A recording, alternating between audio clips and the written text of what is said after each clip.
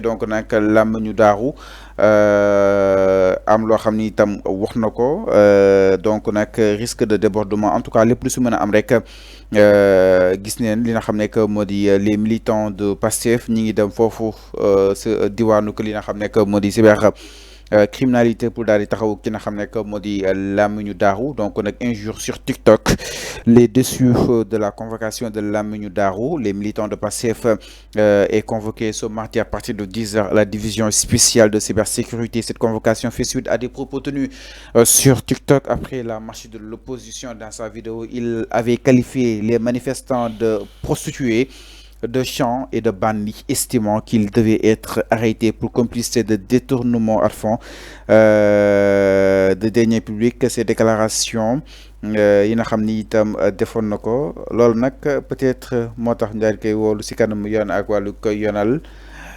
alors Arfan là c'est grave naka na daal di jàngatee li nga xam ne que moo di kaddu yi jëm si wàllu yi. kaddu wa Làmmiñu Daaru yi suite ak manifestation bu opposition bi doon amal leen si traité de prostituée jàpp ni di leen war a toppi pour détournement exactement waaye itam complicité de deniers publics parce que ñooñu mun ñoo défendre sàcc yi ñu leen di seetaan bu baax. si oui xalaatam la joxe.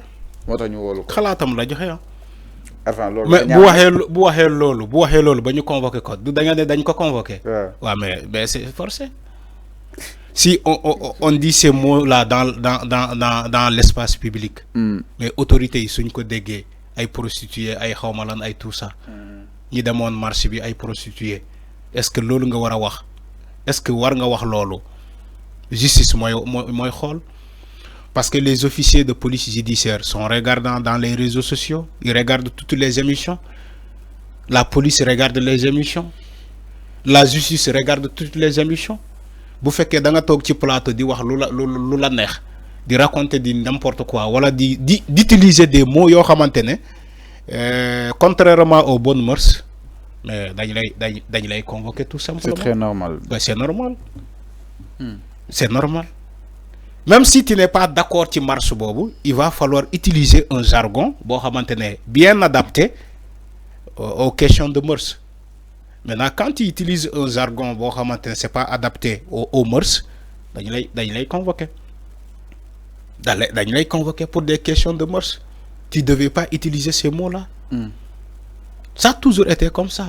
On ne défend pas des gens qui ont débordé. Non, on défend la vérité.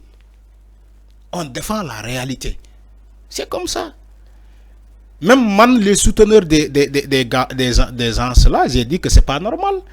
Quand des personnes sont arrêtées pour supposer des détourneurs de deniers publics, on ne doit pas les défendre.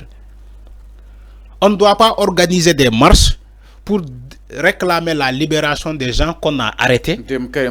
Qu'on a arrêtés sur des détournements de deniers publics. Mais Karim, mën na tontu. De toute façon, moi, je suis pour tontu. Karim, ëppul nit ñi xam-xam. Nu mu amé xalaatam nit ñi non lañu amé sen xalaat.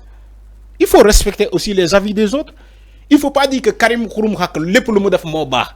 Mais Karim n'a pas de défaut. Ñaata yoon non mais il faut arrêter. Karim est-ce que xamna lu muy xex réellement mom xamul lu muy xex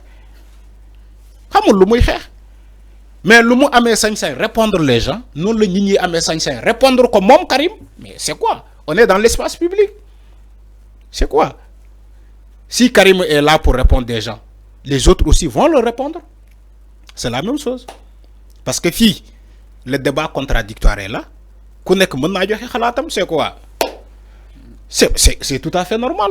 On n'a pas dit que oui, c'est Karim seul qui a le droit de le dire. Ou bien c'est Karim seul qui a le droit d'organiser des marches. Karim, il y a des... Alors, mais avant, débat avec Karim. D'accord.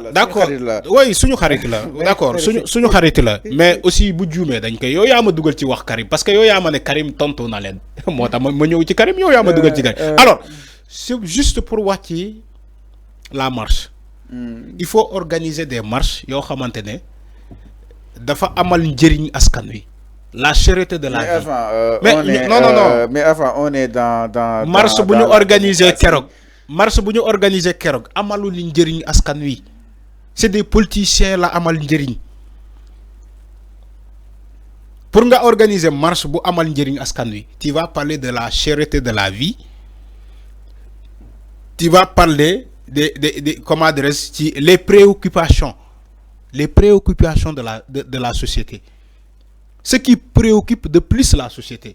Mais tu ne me parles pas des marches où on va dire libérer Farba, libérer Diou, libérer Diou, libérer Diou, en sachant que nous yoon la ñuy amal affaire, yoon moo leen épinglé ci ay rapport ba ñu juger ba ñu yóbbu leen ci kanam yoon.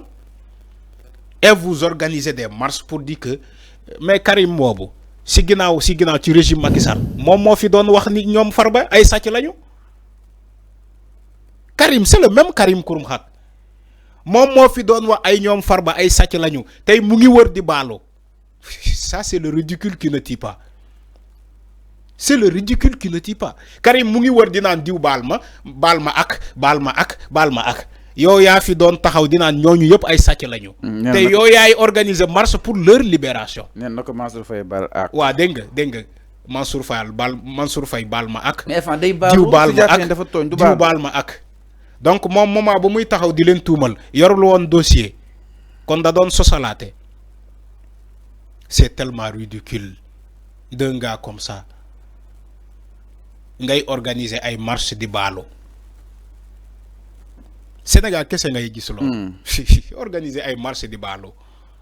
yow yaa fi doon taxaw dinaa ñooñu ay sàcc lañu waa Benno Bokk Yaakaar ay sàcc lañu yow Karim tey ñoom ngay àndal pour ne libérer diw. Karim il sait même pas lan mooy combat am xamu ko sax. Ou bien soit il le fait pour ses propres intérêts xaalis ou bien xamul lu muy def. Alors mi ngi noonu exactement par rapport ak li nga xam ne que moo di mbiru làmmiñu daaru donc nag tey jii wóolu nañ ko si kanam yoon ak wàllu yoonal exactement enfin ñi si titre risque de débordement parce que gis neen waa Pastef tel fa assiégé exactement naka na ko daal di jàngatee waaye itam lan nga war a mën a jàpp ni moo doon li nga xam ne que moo di dal ànd ak dal surtout par rapport ak loolu. lan la. waa Pastef militant yi tel ne dem assiégé pour jàppale taxawu ki nga xam ne que moo di làmmiñu daaru par rapport ak wóolu yi nga wooloo ñi si titre risque de débordement aussi.